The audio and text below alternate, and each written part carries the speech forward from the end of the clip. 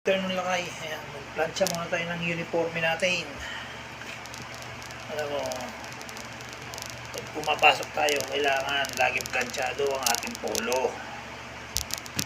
Kasi pag hindi na plansya yan, lukot-lukot pa mo sasabihin. Nahabol ka ng plansya, sabihin nila sa'yo, nakakahiya. All around tayo, tigasin tayo, astig, tagilaba, tagasaing. Alam mo, lahat ng gawin ng gawain bahay, alam natin yan. Kaya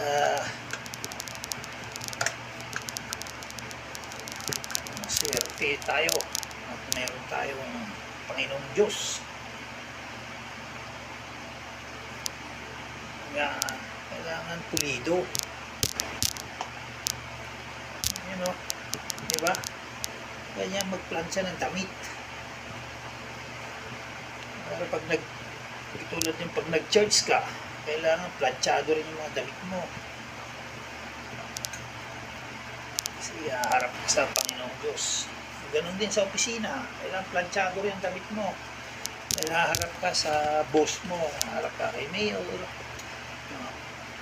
konsihal, direktor, department head, kailangan plansyado para maganda.